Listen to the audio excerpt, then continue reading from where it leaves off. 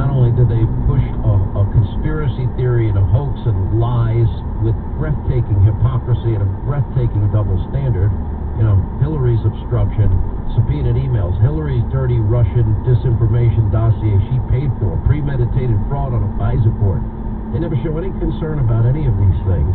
And the media mob, they're not going to tell the story as you and I have been telling about Joe's past or Kamala Harris's past, just like they never vetted Obama either. Yeah, listen, they've become a one-sided institution. They're all about Democrats. I think this morning a Washington Post reporter was advocating that they ought to change the Constitution so Barack Obama could come back and have a third term because he really liked Barack Obama's speech. When did reporters become cheerleaders for a particular political point of view when they should be cheerleaders of just pure facts? We see so much fiction and so little fact in the media today. It really frustrates me, and it's why recently I've called on President Trump, on Kayleigh McEnany, create some competition in that White House press room. It drives me nuts when I hear QAnon questions when we could be asking about policy, things that matter to the American people.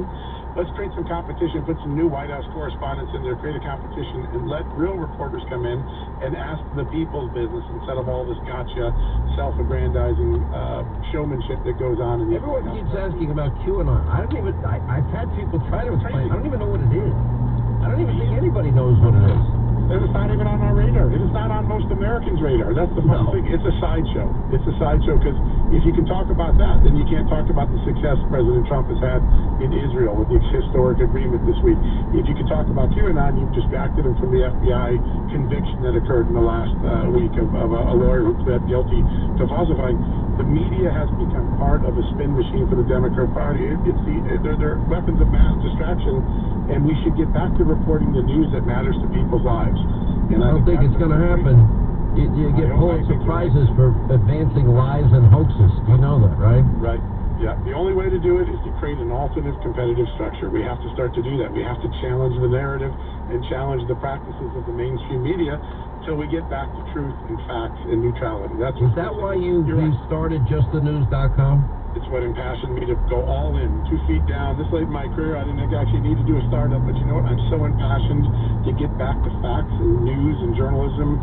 And what I learned in the Russia case about my own industry so disturbed me that I just want to put facts out there every day. And you took a lot of heat for it, and you've been proven right and vindicated time after time after time. How is the site growing? I mean, it seems to be, I say we have an information crisis in the country. I think the president's forever tattooed the words fake news into the mainstream media. I think he's right. They are a mob. It's a mob mentality. They're driven by this cult-like psychotic rage that's inexplicable to me that started the day he came down the escalator with Melania and Trump Tower. Yeah, and the media have been sucked into that vortex. They now have become obsessed with it in a way that's bad for journalism, bad for America. Our founding fathers thought a free press was important to democracy and to a constitutional republic, and we've squandered that incredible role that was handed to us under the First Amendment.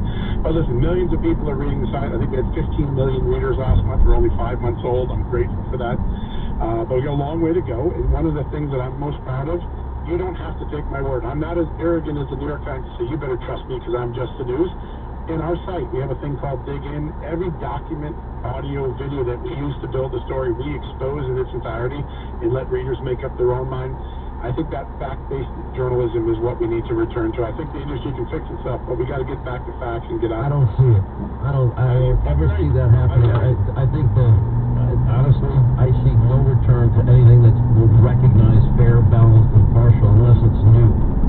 Where are we with Durham and the criminal investigation? You know, I think it's still ongoing. It's clear that Klein Smith is a cooperating witness now under this plea deal, and it's clear that there are other crimes because of the judge in the elocution mentioned, you know, that you're not going to be charged for any other crimes you might have been involved in. They're clearly looking at other things that Klein Smith was a witness to, a participant in. Will more happen between now and Election Day? I think so. I think we might see 1 or 2 more criminal cases. We might see some sort of a summary written report. What I'm hearing is that what the Attorney General said, we're going to know more before Election Day. We're going to know most of the story by Election Day. I think that's true. I think it's going to come in the form of 2 things. Maybe a couple more criminal cases, and then maybe some sort of summary report or outline of what they found.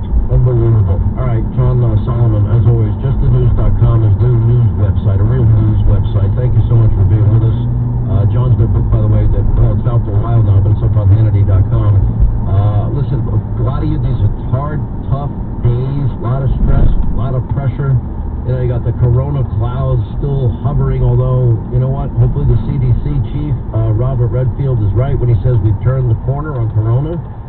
Now we're in final stage testing, 8 months after the first known case in America, and we're in final stage testing for a vaccine, President Trump's Operation Warp Speed. Amazing, right? But anyway, we all need a good night's sleep. You need it, you want it, you desire it, you crave it. Well, that's what all things MyPillow.com are about. I swear by their products. They work for me. It's changed my life. I fall asleep faster. I stay asleep longer. You